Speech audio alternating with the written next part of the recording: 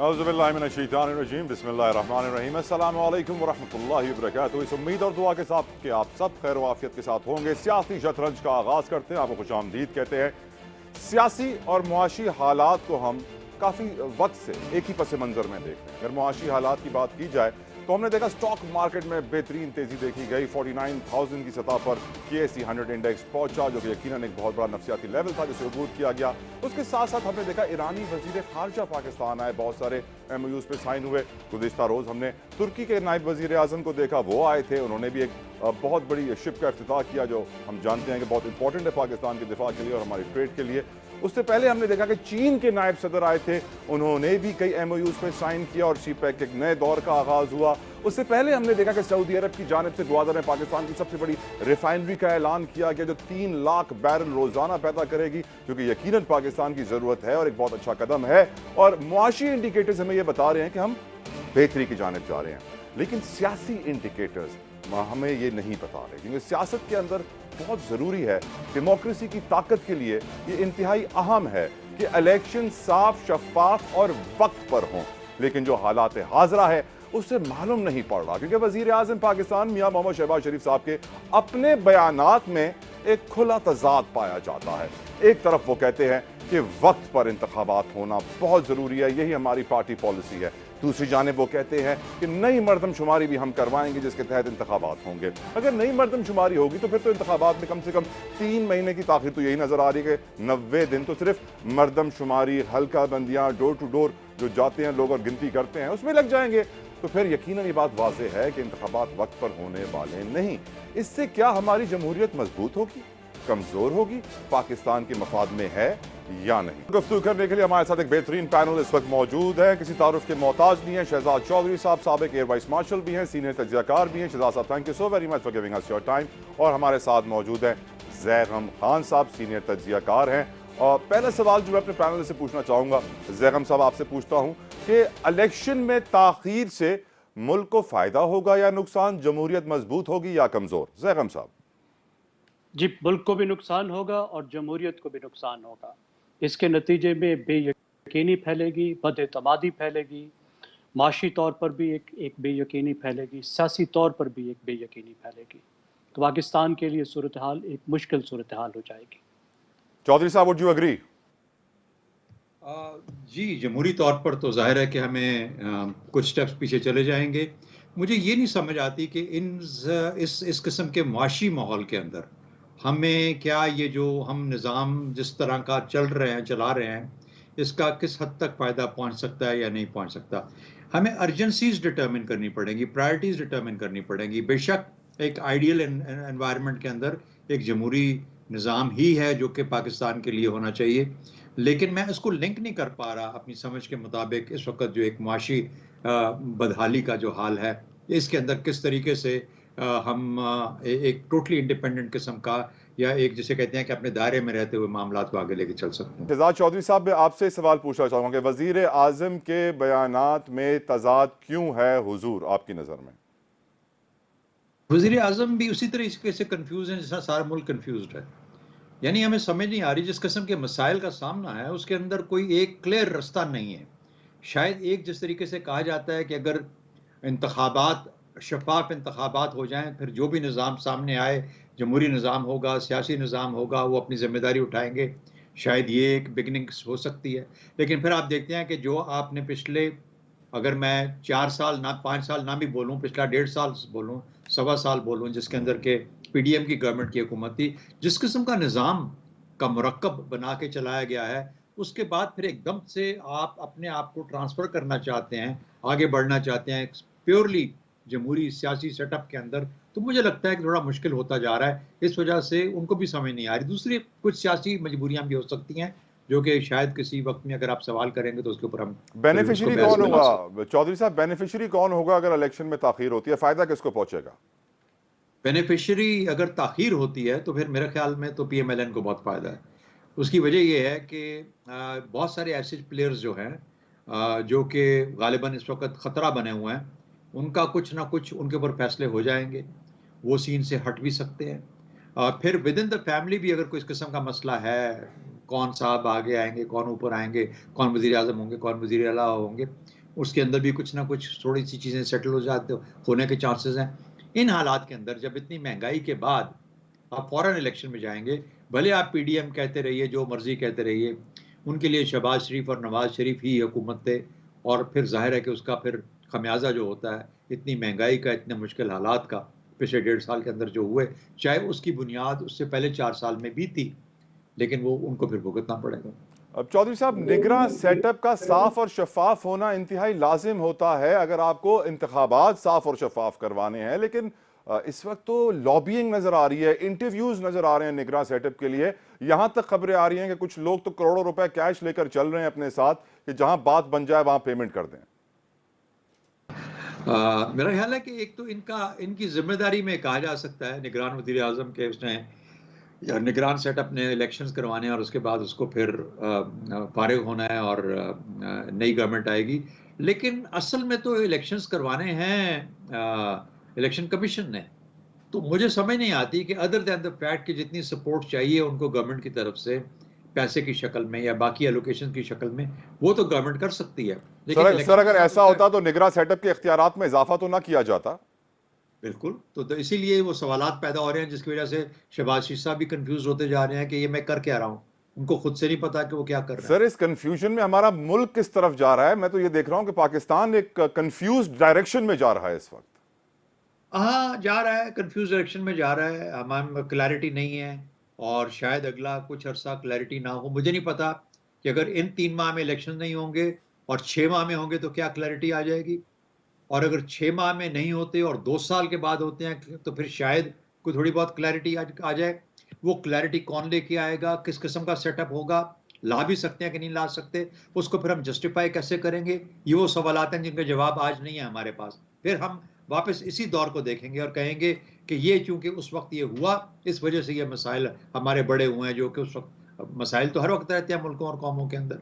तो मेरा अपना ख्याल ये है कि सेफ प्ले है, सेफ प्ले हर एक के लिए, वो अर्ली इंतखाबात या टाइम पे इंतखाबात ही हैं, जो सेफ प्ले जिसे कहते हैं।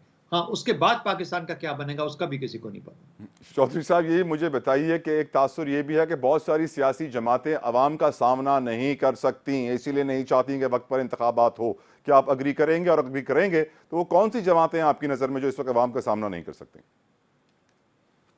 ये तो अवाम का सामना तो मेरे ख्याल में पीपल्स पार्टी तो करना चाहेगी। वो क्यों छोड़े अपने अपने अपने होल्ड नून लीग, नून बैप भी करना चाहेगी। नून लीग का हमने ऑलरेडी कर लिया कि उनके अंदर अगर कोई रिजर्वेशन हो सकती है, वो चाहेंगे कि उनके लिए उनको मैदान साफ मिले मुकम्मल तौर पर, और फिर उनके ज़ाहिर नवाज शरीफ साहब ने वापस आना है।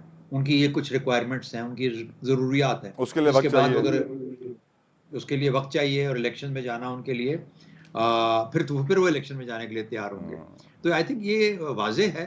बाकी मेरा ख्याल है कि JUIF फ्रंटियर में अपना मौका देखती है, इसलिए सब के सब इलेक्शन जल्दी चाहते हैं, क्योंकि वक्त पे इलेक्शन होंगे तो उन सबका फायदा ही फायदा है, क्योंकि इस वक्त मैदान बड़ी हद तक उन जगहों पे लेकिन हुजूर, मर्दमशुमारी की हड्डी अटकी हुई है अभी तक गले में। MQM कहती है मर्दमशुमारी चाहिए, नून लीग भी कह रही है मर्दमशुमारी चाहिए, क्योंकि पंजाब की सीटें कम हो रही हैं, बलूचिस्तान को जा रही हैं, कराची में गिनती सही नहीं हुई है। मर्दमशुमारी की हड्डी आपको क्या लगता है गले से उतरेगी? मर्दमशुमारी की हड्डी जो है ये गले से उतारनी इसलिए पड़ेगी कि CCI नहीं होगी, ठीक है ना, काउंसिल ऑफ कॉमन इंटरेस्ट नहीं होगी। काउंसिल ऑफ कॉमन इंटरेस्ट निगरान वज़ीर आला के ऊपर नहीं बैठ सकती, ना कोई निगरान वज़ीर आज़म के बैठ सकती है। ये जो लोगों के नुमाइंदे होते हैं सिर्फ वो काउंसिल ऑफ कॉमन इंटरेस्ट करते हैं। उसके बाद उसको वेरीफाई करना, वैलिडेट करना। उसके बाद फिर कॉन्स्टिट्यूशनल अमेंडमेंट है, क्योंकि उससे डिलिमिटेशन का मामला आएगा। कॉन्स्टिट्यूशनल अमेंडमेंट सिर्फ 2/3 मेजॉरिटी के साथ नेशनल असेंबली कर सकती है। लेकिन सर 7-8 दिन तो बचे हुए हैं, मुश्तरका मफादात काउंसिल का इजलास तो हो सकता है, बुलाना चाहें तो बुला तो सकते हैं हुजूर। अगर हो जाए तो कर दें, मतलब अगर वो करना चाहते तब तक कर सकते थे। तो आप समझते हैं क्योंकि इस इजलास को बुलाने में वो ताखीर कर रहे हैं तो वो चाहते ही नहीं है कि मर्दमशुमारी हो? ऐसा ही है? नहीं कह रहे, मैंने तो नहीं कहा। लेकिन आपने कहा सर इजलास नहीं बुलाया उन्होंने, आपने अभी कहा चौधरी साहब के मैंने नहीं कहा, हरगिज़ नहीं कहा, मैंने हरगिज़ नहीं कहा। मैंने कहा काउंसिल ऑफ कॉमन इंटरेस्ट जब तक वैलिडेट नहीं करती कोई भी मर्दमशुमारी जो है वो उसका उसकी उसकी फाइनलाइजेशन नहीं होती। और राइट। उसके बाद फिर डिलिमिटेशंस होती हैं, सर वो आके मुल्क में चौधरी साहब कॉन्स्टिट्यूशनल अमेंडमेंट के थ्रू आप होती है। माशाल्लाह से बहुत बड़े ओहदों पर भी रहे हैं अपनी ज़िंदगी में और आप सीनियर तज्ज़ियाकार भी हैं, हम आपसे सीखते भी हैं। मुल्क के जो इस वक्त मौजूदा सियासी हालात हैं, आपने ज़िंदगी में पहले ऐसे हालात देखे?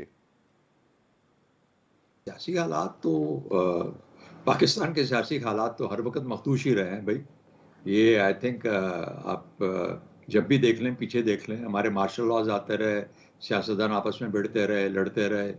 90 की दिहाई जो है वो सारी की सारी यही कहानियां बार बार चलती रहीं जो आपको नज़र आ रही हैं। कोई उसके पीछे पड़ा है, कोई उसको गिरा रहा है, कोई उसको कर रहा है। देखिए, जहाँ ताकत का हुसूल सियासत हो, वहाँ पर फिर सियासत की डेफिनेशन बदल जाती है।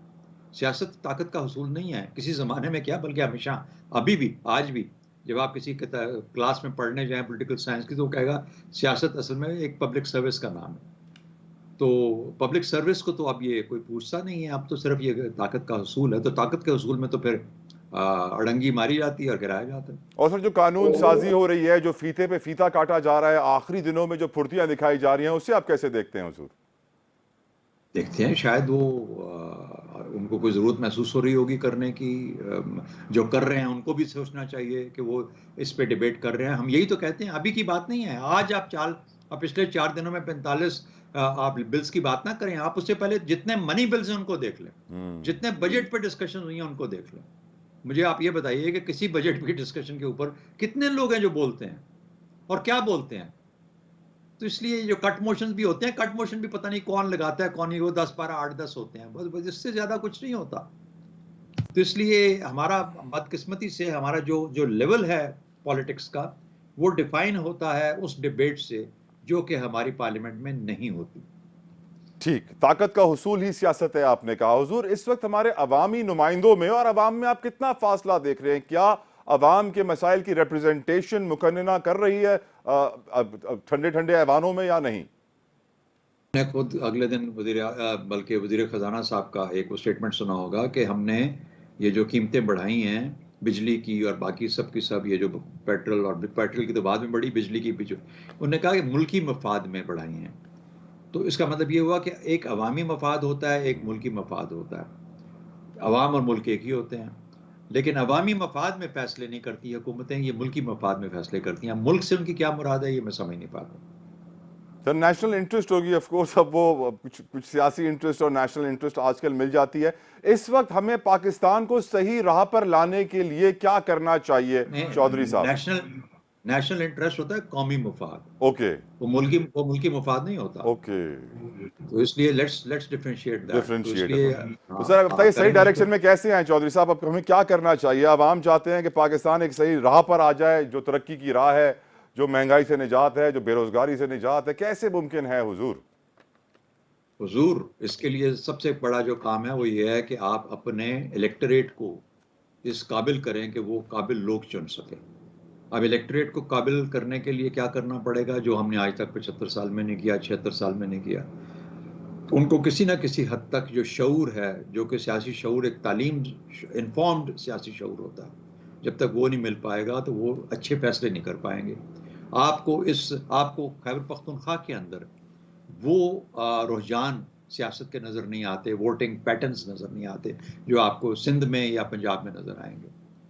अच्छा, बलूचिस्तान को तो चलें, आप कह लें कि वहाँ पे जो उनके सरदारान हैं उनका असर और रसूख बहुत ज़्यादा होता है। ट्राइबल सोसाइटी है, उसमें ट्राइब्स के अंदर फैसला कर लिया जाता है कि किसने किसको वोट देना है। लेकिन ये जो खैबर पख्तूनख्वा का ये हाल नहीं है।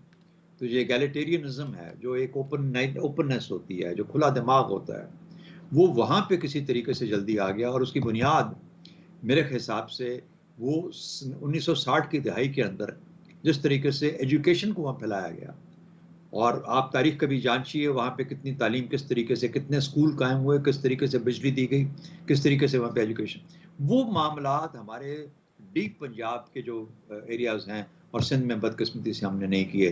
क्यों नहीं किए? ये बड़ा अच्छा सवाल है, जरूर कर के पूछना चाहिए हमारे लीडरान से कि भाई आप ये क्यों नहीं कर पाए। क्योंकि अगर वो कर दें, अगर सब लोग अपनी सोच समझना शुरू कर दें, तो फिर शायद वो उनको चुने ना इलेक्शंस के लिए।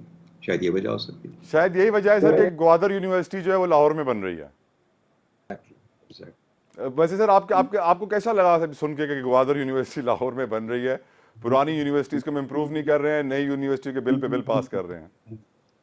तो हमेशा से ये कहता हूँ कि जो है उसको अच्छा बनाओ, बजाय राइट इसके कि सर। और थैंक बनाओ। You so very much Shujaat Chaudhry साहब, साबिक एयर वाइस मार्शल, सीनियर तज्जियाकार हमारे साथ मौजूद थे और उन्होंने एक बात बड़ी अच्छी कही कि आज की सियासत है ताकत का हुसूल। ब्रेक लीजिए, गुफ्तगू जारी रहेगी।